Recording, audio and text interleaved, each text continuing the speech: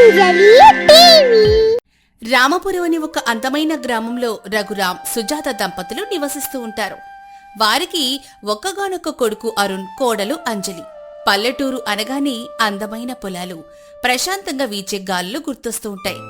కాని ఈ రామాపురం గ్రామానికి కోడలుగా వచ్చిన అంజలి కాస్త భిన్నంగా ఉంటుంది. అంజలి పక్కా పల్లెటూరమ్మాయి. సాంప్రదాయాలు, ఆచారాలంటే ఎంతో గౌరవం. ఇక ఆమె అత్తగారు సుజాత మాత్రం పేరుకు పల్లెటూరులో ఉంటుంది కాని ఆలోచనలు మాత్రం మోడ్రన్. సిటీ సంస్కృతి, ఏ పనైనా మోడ్రన్ గా ఆలోచించి చేయడం అంటే తనకు చాలా ఇష్టం. సరిగ్గా చెప్పాలంటే మోడ్రన్ గా బ్రతకడం కోసం ప్రాణం పెడుతుందనుకోండి. అలాంటి అత్తగారింటికి కోడలిగా ఒక పక్కా పల్లెటూరైన మన అంజలి అడుగుపెట్టింది. ఇక వీళ్ళిద్దరితో ఈ కథ ఎలా సాగుతుందో తెలుసుకోవాలంటే మనం ఒకసారి కథలోకి తొంగి చూడాల్సిందే. ఒకరోజు ఉదయాన్నే అంజలి ఇల్లు సర్దుతూ ఉండగా, ఇదిగో కొత్త కోళ్ల పిల్ల, ఇక్కడ హాల్లో యోగా చేయకుండా పొద్దున్నే వంటగదిలో ఏం చేస్తున్నావు? అత్తగారి మాటలు విన్న అంజలి అక్కడికొస్తుంది. ఇప్పుడే పూజ ముగించుకొని మీ అందరికీ వేడివేడిగా టిఫిన్ సిద్ధం చేసి వచ్చాను అత్తయ్య గారు. ఏంటి, పొద్దున్నే టిఫిన్ తయారు చేసావా? ఇంతకీ ఏం చేసావమ్మా కోళ్ల పిల్ల? వేడి వేడి నేతట్లు, అల్లం పచ్చడి చేశానత్తయ్య. చల్లారకు ముందే తిందురుగాని రండి. ఇంకా చాలు ఆగు. ఇవి చాలా అన్నట్లు ఇంకా సాగదీస్తున్నావా? నెయ్యి వేసుకుని అట్లు తింటే ఎన్ని క్యాలరీస్, ఎంతో కొలెస్ట్రాల్. వాటిని మనం పట్టించుకోకుండా ఇలానే అట్టు తింటే ఎలా చెప్పు? క్యాలరీలా, కొలెస్ట్రాలా అంటే ఏంటత్తయ్య గారు? అదేమైనా ఒక కొత్త రకం వంటనా? మీకు రోజు దాన్నే తింటారా ఏంటి? ఈ విషయం నాకు తెలియదు అత్తయ్య గారు. నేను మా ఇంట్లో వేసినట్టు నేతట్లేసుకొని తీసుకొచ్చాను. నాకు కొంచెం టైం ఇవ్వండి, ఇప్పుడే నేను వాటిని సిద్ధం చేస్తాను. అంటే నీకివన్నీ ఏమి తెలియవా? నువ్వేం చదువుకున్నావు? చిన్నప్పుడు బడికెళ్తే పక్కనే ఉన్న పిల్లలు ఏడిపించారని బడికెళ్లడమే మానేశాను అత్తయ్య గారు. అందుకే నేనేం చదువుకోలేదు. అలాగని ఇంట్లో ఖాళీగా ఏం కూర్చోలేదు. చక్కగా అమ్మ దగ్గర ఇంటి పనులు, వంట పనులు, మన సాంప్రదాయాలు, సంస్కృతులు అని అంజలి ఇంకా చెప్పబోతూ ఉండగా, ఇంకా చెప్పు. పూజలు, పునస్కారాలు, ఎదురింటి అమ్మ లెక్కలు, పోరుగింటి పొల్లకూరలు అని చెప్తూనే ఉండు, నేను ఇంటూ కూర్చుంటాను. అంజలి అత్తగారు అలా ఎందుకు మాట్లాడుతున్నారో ఏం అర్థం కానట్లు మొహం పెట్టుకుని, టిఫిన్ తినడం ఇష్టం లేకపోతే మీకేం కావాలో చెప్తే అదే చేసి పెడతానత్తయ్యా. నువ్వు సిటీ జీవితాన్ని ఎప్పుడు చూడలేదా? వాళ్ళందరూ పొద్దున్నే ఏం తింటారని నీకు తెలీదా? అంటే నువ్వు అసలు ఫోన్ కూడా యూజ్ చేయవా? నాకు మీరు చెప్పిన వేటి గురించి తెలియదు అత్తయ్య గారు. మీరు చెప్పండి, నేను తెలుసుకుంటాను. చూడు, ఉదయాన్నే బ్రెడ్ జామ్ ఉండాలి. సిటీలో వాళ్ళందరూ అవే తింటారు. బ్రెడ్ జామ్ అంటే జ్వరం వచ్చినప్పుడు పెడతారు కదా అత్తయ్య, అదేనా? ఓరి దేవుడా, ఈ పిల్లకి ఎలా అర్థమయ్యేలా చెప్పాలి? ముందు నిన్ను కాదు, నీలాంటి దాన్ని కోడలుగా ఇంటికి తీసుకొచ్చినందుకు మీ మావయ్య గారు అనాలి. ఇంతకీ వీళ్ళిద్దరు ఎక్కడున్నారు? ఏవండోయ్ భర్త మహాశైలు గారు, అలాగే నా పుత్రరత్నం, ఇద్దరు ఎక్కడున్నారో కొంచెం ఇటు వస్తారా? సుజాత వేసిన కేకలకి అప్పుడే అక్కడికి రఘురాం, అరుణ్ వస్తారు. ఏంటి సుజాత, ఇంటి పైకప్పు లేచిపోయేలా ఎందుకు అలా అరుస్తున్నావు? ఏం జరిగిందమ్మా? ఇంకా ఏం జరగడం ఏంట్రా? మీ నాన్నగారు చేసిన పనికి నా తల గోడకేసి బాదుకోవాలి. దానికి మా పర్మిషన్ అడగడం ఎందుకు సుజాత? నీ మాటగా ఎప్పుడైనా నేను ఎదురు చెప్పానా చెప్పు? పోనీ నువ్వు ఎప్పుడైనా ఏదైనా పని చేస్తానంటే అడ్డుపడ్డావా? నీకు నచ్చిందే నువ్వు చెయ్యొచ్చు కదా. అంటే ఏమిటండి, ఇప్పుడు నా తల గోడకేసి బాదుకోవాలా? అలానని నేను ఎప్పుడు అన్నానే? నీకు అలా చెయ్యాలి అనిపిస్తుందంటే మేము అస్సలు అపమని చెప్తున్నాను. నాన్న, మీరు కొంచెం ఆగండి. నువ్వు అంతలా బాధపడేలా ఇంతకేం జరిగిందమ్మా? ఇదిగో ఓసారి నీ పెళ్ళాడి చూడు, దాని అవతారం చూడు. అంజలికేం బానే ఉంది కదే. ఏమిటండి బాగుండేది? మీరు నన్ను ఎన్నో ఏళ్ళుగా చూస్తున్నారు. మనం ఉంటున్నది పల్లెటూరులో అయినా నేనెంత మోడర్న్గా ఉంటానో, నా ఆలోచనలన్నీ సిటీ కల్చర్నే ఇష్టపడుతున్నాను అని మీకు తెలుసు కదా. అయితే ఇప్పుడేమంటావు? మీ కోడలు కొంచెమన్నా మోడర్న్గా ఉందా? అరటిపండు చుట్టూ అరటి తొక్కున్నట్లు ఎలా గప్పేసుకుందో చూడండి. ఆ జడ, ఆ కట్టు ఏదో అమ్మవారు ఒంటి మీద పోనినట్లు ఇంత పెద్ద బొట్టు. పోనీ ఇవన్నీ ఎలాగైనా ఉండనియండి అనుకుంటే చేసే వంటకాల్లో కూడా తేడా లేదు. అన్ని పల్లెటూరి ఆలోచనలే, అన్ని పల్లెటూరి పద్ధతులే. ఒక్క ట్రెండీ ఆలోచన కూడా లేదు. ఫోన్ చూసైనా నేర్చుకుంటుంది అంటే ఫోన్ వాడే అలవాటు కూడా లేదంట. అది మంచి విషయమే కదే. అందుకే కదా తన్ని ఏరుకొని ఇంటి కోళ్ళగా తీసుకొచ్చాను. కోడలిగా కాదు, నా నెత్తి మీద కొంపట్ట తీసుకొచ్చారు. ఇప్పుడు ఈ విషయం మా ఫ్రెండ్స్ అందరికి తెలిస్తే సుజాత కోళ్ళు పల్లెటూరు బయతు అని నన్ను ఎంత ఎగతాళి చేస్తారో మీకు తెలుసా? ఇప్పుడు వాళ్ళని ఇంటికి ఇన్వైట్ కూడా చేయలేరు. అందులో ఆ గయ్యాలి సరు ఉందే, అది పల్లెటూరు దాన్ని కోడలుగా తెచ్చుకుందని నేను అందరి ముందు దాన్ని చాలా అవమానించాను. ఇప్పుడు ఈ విషయం దానికి తెలిసిందంటే అమ్మో, ఊరంతా మైకు పెట్టుకుని మరీ టాక్ చేస్తుంది. మీరేం భయపడకండి అత్తయ్య గారు, మీ పరువు పోయే పని నేనెప్పుడూ చేయను. మీరు స్నేహితులతో గర్వంగా చెప్పుకోవచ్చు, మీకు అనకు తెలిసిన ఒక ఆడపిల్ల మీ ఇంటి కోడలుగా వచ్చింది అని. చూడంజలి, నువ్వేం చేస్తావో నాకు తెలియదమ్మా, ఎలా నేర్చుకుంటావో తెలీదు. కానీ నువ్వు మాత్రం నీ వేషధారణం అంతా మార్చి ఇప్పటికిప్పుడు మోడర్న్గా తయారవ్వాలి. కానీ అత్తయ్య, నాకు ఇలా ఉండడమే ఇష్టం. ఆ పనులని నేను చేయలేనండి. చూసారా మీ పల్లెటూరు కోడలు ఎలా ఎదురు తిరుగుతోందో? పల్లెటూరు అమ్మాయి అయితే అణిగి మణిగి ఉంటుందన్నారు. అత్తగారి మాటకు కనీస మర్యాద కూడా ఇవ్వట్లేదు. మీకు నేను చాలా మర్యాద ఇస్తున్నాను అత్తయ్య గారు, కానీ మీరు చెప్పిన పనులని నేను ఆచరణలో పెట్టలేను. అయితే ఇంట్లో నువ్వు పని పిల్లలాగే ఉంటానంటావు, కొంచెం కూడా మారనంటావు. అయితే సరే, నా మాట కూడా విను. నాకు మోడర్న్ పద్ధతులు పాటించే వాళ్ళంటేనే ఇష్టం. నీలాంటి పల్లెటూరు దాన్ని నేను ఎప్పటికీ కోడలుగా అంగీకరించలేను. ఈ ఇంట్లో నీ పని నువ్వు చూసుకో, నా పని నేను చేసుకుంటాను అని కోపంగా సుజాత అక్కడి నుంచి వెళ్ళిపోతుంది. అంజలి బాధపడ్డం చూసి రఘురాం, అరుణ్ అంజలితో ఇలా అంటారు. మీ అత్తయ్య మాటలో ఏమి పట్టించుకోకబ్బా. తన స్నేహితుల సాహసం వల్ల తను ఇలా తయారైంది. నాకు అరుణ్కి చాలా విసుగు వచ్చేసిందిలే. అందుకే ఏరుకొని ఒక చక్కటి సాంప్రదాయాలు పాటించే నిన్ను ఈ ఇంటి కోడలుగా తెచ్చుకున్నాను. కొన్ని రోజులకు మీ అత్తయ్య అన్నీ తెలుసుకుంటుంది. సరేగాని ఇంతకీ నువ్వు తిన్నావా?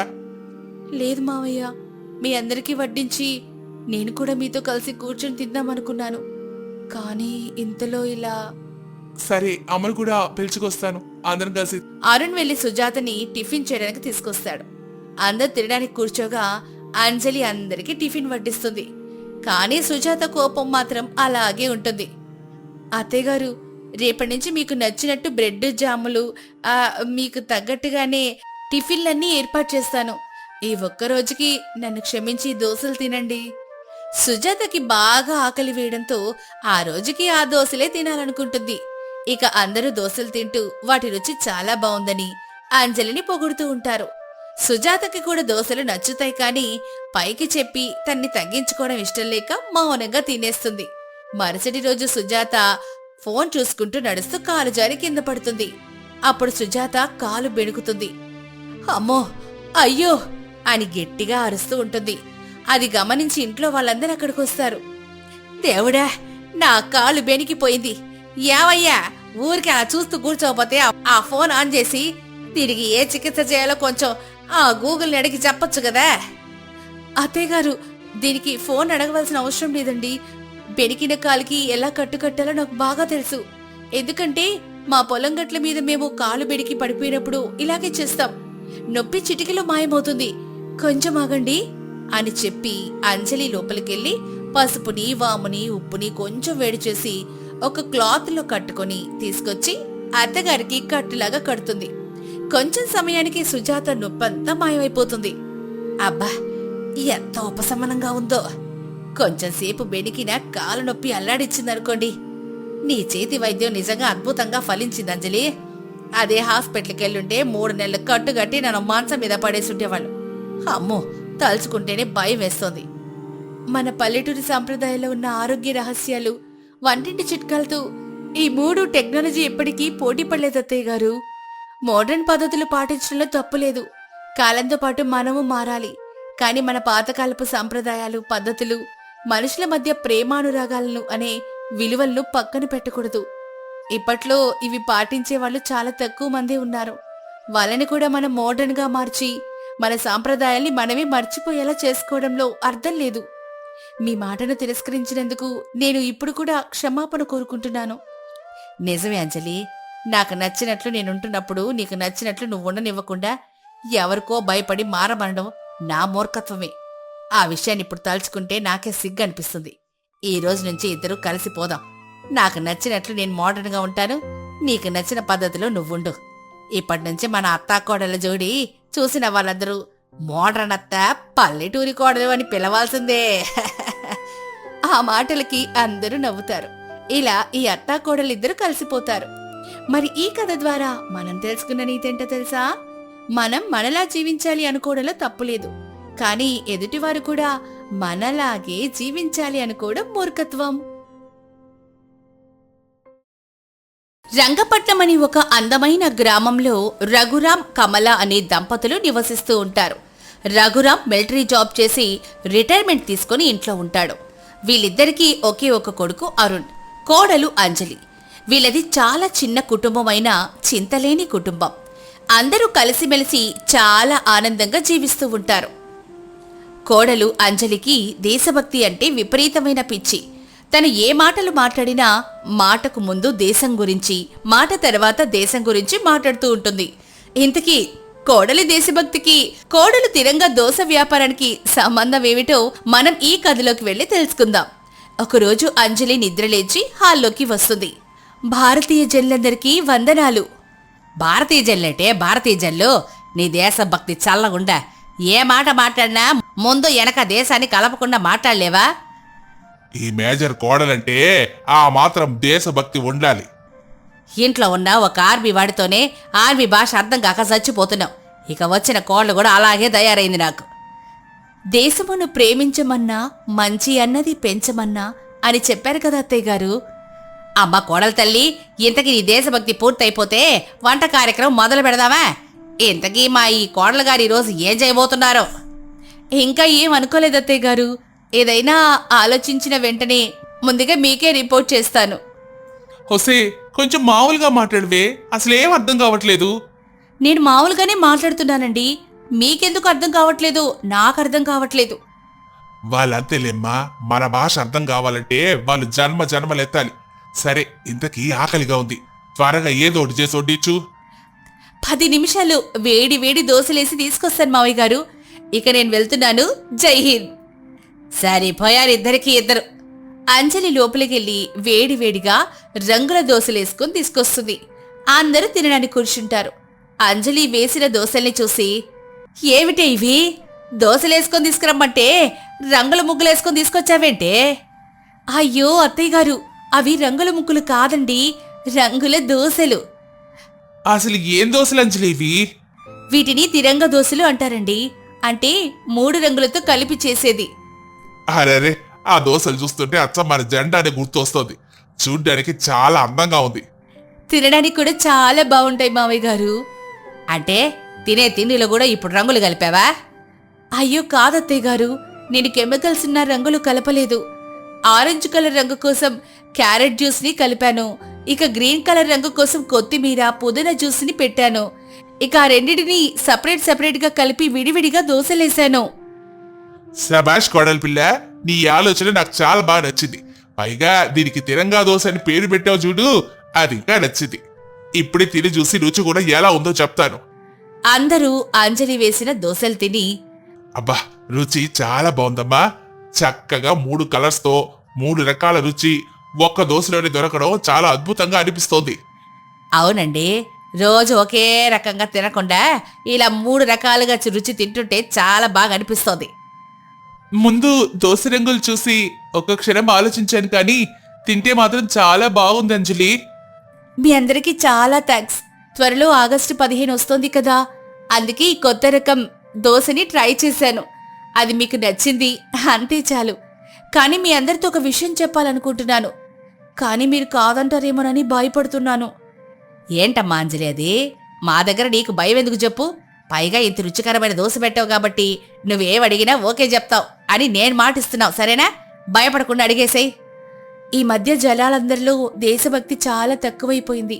రోజురోజుకి కాలం మారిపోతుంటే మన స్వతంత్ర పోరాటాల గురించి, వాళ్ళ త్యాగాల గురించి పట్టించుకోవడమే మానేస్తున్నారు. చాలా మందికి అసలు మనకు స్వాతంత్ర్యం ఎలా వచ్చింది, దాని వెనుక కథేంటి కూడా తెలియదంటే నాకు చాలా బాధగా అనిపిస్తుంది. అయితే ఇప్పుడేంటి అంజలి, ఇంటింటికి వెళ్ళి మన స్వాతంత్ర పోరాటాల గురించి, సమరయోధుల గురించి చెప్పి వస్తావా ఏంటి?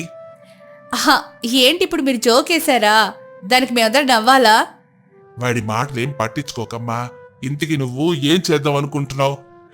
ఏం లేదు మావయ్య, నేనొక వ్యాపారం చేయాలనుకుంటున్నాను. వ్యాపారమా? అదేంటమ్మా కొత్తగా వ్యాపారం చేయాలనుకోవడం? ఇప్పుడు నువ్వు వ్యాపారం చేయాల్సినంత అవసరం మనకే వచ్చింది. అందరం హాయిగానే ఉన్నాం కదా, మనకు కావాల్సినంత డబ్బు కూడా ఉంది. అలాంటిది ఇప్పుడు మనకి వ్యాపారంతో పనే ఉంది చెప్పు? వ్యాపారం చేయాలి అనుకుంటుంది డబ్బు కోసం కాదత్తయ్యా, మనకొచ్చిన స్వాతంత్ర్యం గురించి, దాని విలువ గురించి చాలా మందికి తెలియజేయాలనుకుంటున్నానత్తయ్య. అది ఇంట్లో కూర్చొని సాధ్యపడదు కదా, అందుకే వ్యాపారం చేయాలనుకుంటున్నాను. కానీ ఆడపిల్ల అలా వెళ్ళి రోడ్డు మీద వ్యాపారం చేస్తే ఏం బాగుంటుందమ్మా చెప్పు? ఇప్పట్లో ఆడమగని తేడా ఏం లేదత్తయ్య. ఒకప్పుడు ఇంటిని చూసుకునే బాధ్యత ఆడవాళ్ళకు అప్పగించారు కాబట్టి, పిల్లలు పుడితే విలువలు నేర్పించాలి కాబట్టి ఆడవాళ్ళను ఇంటికి అంకితం చేశారు. అంతేగాని ఆడవాళ్లు వ్యాపారం చేయకూడదని కాదు. మన దేశంలో పుట్టి కూడా చాలా మంది ఇతర దేశాలని ఇష్టపడుతూ ఉంటారు, కానీ మన దేశ గొప్పతనం ఏంటో తెలుసుకోలేకపోతున్నారు. అందుకే నేను మన భారతదేశం గురించి అందరికీ తెలియజేయాలనుకుంటున్నాను. నీ ఆలోచన చాలా బాగుందమ్మా. నా ఫుల్ సపోర్టు నీకే. నువ్వు చెయ్యాలనుకున్నది నువ్వు చేసేసేయి. ఇక నాన్నగారి సపోర్ట్ కూడా నీకు దొరికింది కదా అంజలి, నిన్ను ఎవ్వరు ఆపలేరు. ఇంతకీ ఏం వ్యాపారం చేద్దాం అనుకుంటున్నావు నువ్వు? ఇవాళ మీరు తిన్నారు కదండి తిరంగ దోశ, మీ అందరికీ కూడా బాగా నచ్చింది. అందుకనే నేను తిరంగ దోశల వ్యాపారం మొదలు పెడదామని అనుకుంటున్నాను. ఇంతకీ ఆ వ్యాపారం చేస్తూ జనానికి మన దేశ గొప్పదనం ఎలా తెలియజేస్తావు అంజలి? మీరే అన్నారు కదా దోశ చూడ్డానికి మన జాతీయ జెండాలాగా చాలా అందంగా ఉందని, అలాగే రుచి కూడా ఉందని చెప్పారు కదా. బండి దగ్గర తినడానికి వచ్చిన వాళ్ళు ఇది ఏం దోశో చాలా వెరైటీగా ఉందని అడగడం మొదలు పెడతారు. అప్పుడు నేను మన జాతీయ జెండా గురించి, మనకొచ్చిన స్వాతంత్ర్యం గురించి, దాని వెనకున్న చరిత్ర గురించి అందరికీ తెలియజేస్తాను. కాబట్టి వాళ్ళ దోశ తింటున్నంతసేపు మన చరిత్ర తెలుసుకుని తీరుతారు. అయితే ఇంకెందుకు ఆలస్యం, రేపటి నుంచి నీ తిరంగా దోశల వ్యాపారం మొదలుపెట్టు. అలా అందరూ సపోర్ట్. అంజలి మరుసటి రోజు తిరంగా దోశల వ్యాపారం మొదలు పెడుతుంది. జనాలందరూ తినడానికి ఆ దోశల బండి దగ్గరికి వస్తారు. అందులో ఒక వ్యక్తి, ఏంటమ్మా ఈ దోశ? అచ్చంగా చూడడానికి మన జాతీయ జెండాలాగే ఉంది. దీనికి ఈ రంగులు ఎలా వచ్చాయి? అది రంగులు కాదండి, క్యారెట్ రసం, పుదీనా, కొత్తిమీర రసంతో తయారు చేశాను. ఆరోగ్యానికి కూడా చాలా మంచిది. దీనిని తిరంగా దోశ అని పిలుస్తారు. కాబట్టి మీరు ఆలోచించకుండా తినొచ్చు. ఇంతకీ ఈ దోశల్ని ఇలా వెయ్యాలన్న ఆలోచన మీకు ఎలా వచ్చిందండి? అందరిలాగా నార్మల్ దోశలు వేయకుండా మన జాతీయ జెండా రంగుల దోశలు వేయాలని మీకు ఎందుకు అనిపించింది? మీరే చెప్పారు కదా మన జాతీయ జెండాలాగా ఉంది అని. మన జాతీయ జెండాను తయారు చేసింది పింగళి వెంకయ్య గారు. దీన్ని జూలై 22, 1947లో తయారు చేస్తే అఫీషియల్ అనౌన్స్మెంట్ ఆగస్టు 15, 1947 నుంచి వాడకానికి వచ్చింది. మనల్లో ఒకప్పుడు బ్రిటిష్ వాళ్లు పరిపాలించేవాళ్లు. వాళ్ళ దగ్గర నుంచి మన దేశానికి స్వాతంత్రం తీసుకురావడానికి మన వాళ్ళు చాలా మంది స్వాతంత్ర్య సమరయోధులు పోరాడతారు. అందుకే ఈరోజు మనం ఎవరి కింద బానిసలుగా కాకుండా స్వతంత్రంగా బ్రతుకుతున్నాం. దీని వెనక మన భారతీయ ప్రజలందరి ఆశయం తోడై మనకు స్వాతంత్ర్యం వచ్చేలా చేసింది అంటూ అంజలి స్వాతంత్ర్య సమరయోధుల గురించి అందరికీ వివరంగా చెప్తూ ఉంటుంది.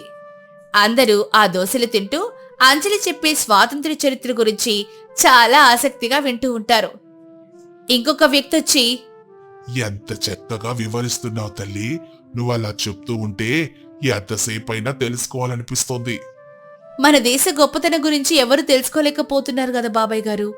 అసలు ఇతర అన్ని దేశాల కంటే మన భారతదేశం చాలా గొప్పది. మన సాంప్రదాయాలు, మన పద్ధతులు, మంచిలో, మానవత్వంలో, వ్యవసాయంలో, అందరినీ ఆదరించడంలో ఇతర అన్ని దేశాలతో పోల్చుకుంటే మన భారతదేశమే ముందంజలో ఉంది. ఇది తెలియని చాలా మంది ఇతర దేశాన్ని ఇష్టపడుతున్నారు. చాలా మంది మన కోసం చాలా పోరాటమే చేశారు, ఇప్పటికీ చేస్తూనే ఉన్నారు. మన దేశంలోనే ఉంటూ మన గొప్పతనం తెలుసుకోలేక మన వాళ్ళు మన దేశాన్ని విమర్శిస్తున్నారు. అది నేను అస్సలు తట్టుకోలేకపోతున్నాను. అందుకే ఈ విధంగానైనా కొంతమందికైనా మన దేశ గొప్పతనం చెప్పే అవకాశం నాకు దొరకాలని ఈ వ్యాపారం మొదలుపెట్టాను బాబాయ్. ఇంత చిన్న వయసులో ఎంత గొప్ప మనసు తెలియనిది. దేశం మీద ఒక తెలుగింటి ఆడపిల్లగా నీకున్న ప్రేమ చూస్తుంటే ఈ దేశంలో పుట్టినందుకు నాకు కూడా చాలా గర్వంగా ఉంది. ఎంత మంచి పని చేస్తున్నావు తల్లి నువ్వు. అలాగే నువ్వు పెట్టిన ఈ తిరంగా దోశ రుచి కూడా చాలా అద్భుతంగా ఉంది. నువ్వందరికీ ఇలాగే మన దేశ గొప్పదనం గురించి తెలియజేయాలని మనస్ఫూర్తిగా కోరుకుంటున్నాను. అలా అందరూ అంజలి చేస్తున్న మంచి పనిని, ఆ తిరంగ దోశలో వ్యాపారాన్ని, ఆ దోశల రుచిని చాలా పొగుడుతారు. ఇదంతా ఒక వ్యక్తి వీడియో తీసి సోషల్ మీడియాలో పోస్ట్ చేస్తాడు. అది గవర్నమెంట్ వరకు చేరుతుంది. గవర్నమెంట్ వాళ్ళు అంజలి చేస్తున్న గొప్ప పనిని చాలా అభినందిస్తారు. ఆ విషయం తెలిసిన అంజలి వాళ్ళ ఇంట్లో వాళ్ళు అంజలిని ఎంతో పొగుడుతారు. నువ్వు మా కోడలుగా దొరకడం మా అదృష్టం తల్లి. నీకొచ్చిన ఈ ఆలోచన చాలా మందిలో మార్పు తీసుకొచ్చింది. అలాగే గవర్నమెంట్ వాళ్ళు కూడా నీకు మెడల్ను ప్రకటించారు. మేజర్ రఘురాం కోడలుగా నువ్వు చేస్తున్న ఈ మంచి పనికి అందరూ మమ్మల్ని కూడా అభినందిస్తున్నారు. మా అందరికి ఈరోజు చాలా గర్వంగా అనిపిస్తోందమ్మా. అటు దోశల వ్యాపారం చేస్తూ మన దేశ గొప్పతనాన్ని వివరించడం, నీకొచ్చిన ఈ ఆలోచన మా అందరినీ గర్వంతో తలెత్తుకునేలా చేసింది. అలా ఇంట్లో వాళ్లే కాకుండా బయట వాళ్ళందరూ కూడా అంజలి చేస్తున్న మంచి పనిని, ఈ తిరంగా దోశల వ్యాపారం గురించి మాట్లాడుకుంటూ ఉంటారు. అలాగే మా తరపున మీ అందరికీ కూడా స్వాతంత్ర్య దినోత్సవ శుభాకాంక్షలు.